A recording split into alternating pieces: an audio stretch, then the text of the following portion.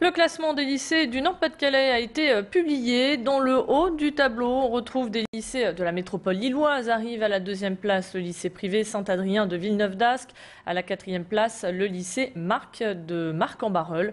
Le lycée lillois Notre-Dame-de-la-Paix, lui, arrive en 6e position. Parmi les mauvais élèves, on retrouve à la dernière place le lycée Sévigné de Tourcoing. Avant-dernier, le lycée Maxence van der Merch à Roubaix.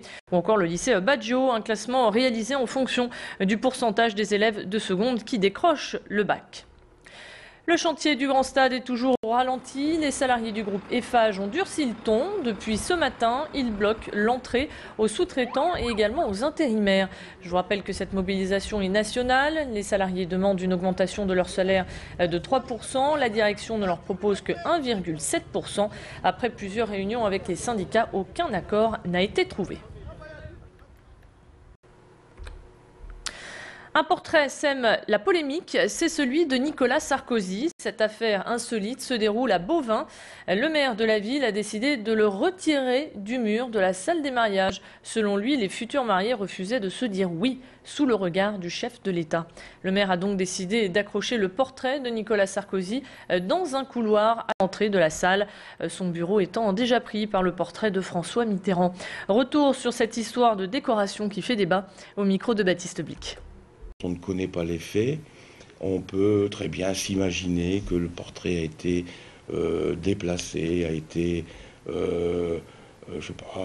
mis au fond d'un couloir sombre où personne ne passe, ou peut-être à côté ou dans les sanitaires, mais non, c'est pas le cas du tout.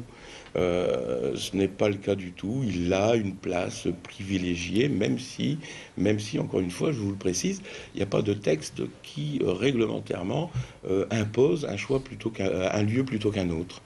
Donc non, je n'ai pas la sensation d'avoir offensé l'ensemble du peuple français. L'opposition qui s'est dit choquée par son nouvel emplacement. On écoutera Didier Damide au prochain quart d'heure. Et aujourd'hui, Dominique de Villepin sera de passage dans le Nord. Il s'arrêtera à Denain pour visiter l'usine de fonderie et d'aciérie. Il répondra également aux interrogations sur les problématiques de l'industrie lourde, de l'exportation et également sur les PME françaises. Avec les beaux jours qui reviennent, les deux roues sont de sortie. Ce week-end, 2 motards ont été blessés dans une collision. Ce début d'année a été meurtrier.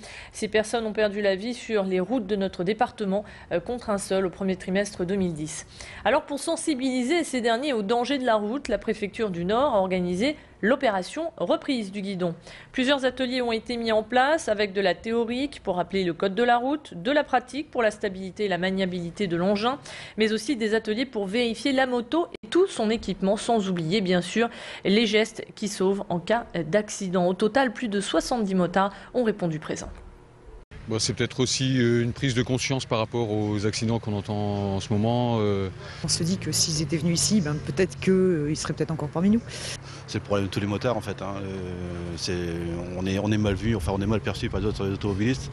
Donc c'est un peu ça qu'il faut respecter au maximum, voir ce qu'on peut faire pour respecter le code et la situation de conduite envers les autres, quoi. Je pense qu'on devrait élargir ça aussi, pareil, aux automobilistes, c'est-à-dire qu'eux aussi devraient régulièrement avoir des opportunités de pouvoir apprendre à freiner, apprendre des trajectoires, apprendre à circuler ensemble avec différents types de véhicules.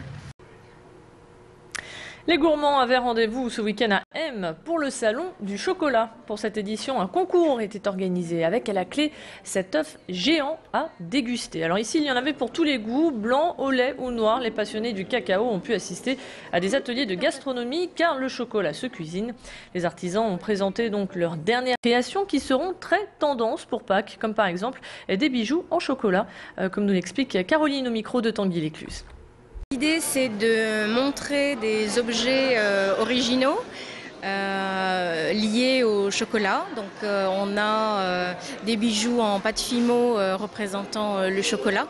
Donc ça ne se mange pas, mais ça se porte et ça peut susciter des envies. Susciter des envies? Des envies de chocolat, bien sûr. Allez, on enchaîne avec du sport. Les Dogs n'ont fait qu'une bouchée de Caen samedi soir et confortent donc leur place de leader. Score final 3-1. Début signé Chedjou, Hazard et Moussasso, qu'on va revoir d'ailleurs en images. Les Lillois ont donc attaqué les premiers pour sauver l'honneur. Les Normands ont inscrit un but à la 84e minute. Avec cette victoire, les nordistes prennent encore un peu plus d'avance et devancent Marseille, Rennes et Lyon.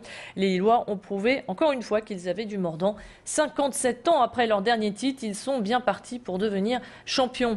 À la sortie des vestiaires, Rudy Garcia est revenu sur le match. Il nous fait un résumé. On l'écoute au micro de Baptiste Bic. La consigne était de presser un quart d'heure. Et les joueurs, ils ont presque pressé 35 minutes. Donc il était logique que les 10-15 dernières minutes, on ait une baisse de régime sur le plan athlétique. On a eu beaucoup d'occasions. Ce qui compte dans le football, c'est d'avoir les occasions. Ça permet au moins de concrétiser. Donc concrétiser certaines, c'est ce qui a été fait ce soir. On est quand même tombé sur un jeune gardien canet qui a du talent. Il y a ça aussi. Et puis en première période, on a trop peu cadré nos tentatives. Ce qu'on a très bien rectifié en deuxième période, c'est pour ça qu'on a su faire le break et prendre le large ensuite. Voilà, prochain rendez-vous samedi prochain à l'extérieur. Cette fois-ci, les Lillois se déplaceront à Monaco. Et on termine avec cette idée de sortie. Si vous êtes un geek ou un grand amateur de jeux vidéo, alors l'exposition Game 1 au Colisée de Lambersart va vous plaire. Sur 3 niveaux, le public est invité à découvrir cet univers captivant. L'histoire des consoles, des jeux, mais aussi de la pratique avec la projection de différentes vidéos. Une exposition pour petits et grands. L'entrée est à 2 €. Les enfants doivent être impérativement accompagnés de leurs parents. Voilà, c'est la fin de cette édition. On se retrouve dans un instant pour votre météo. Restez avec nous.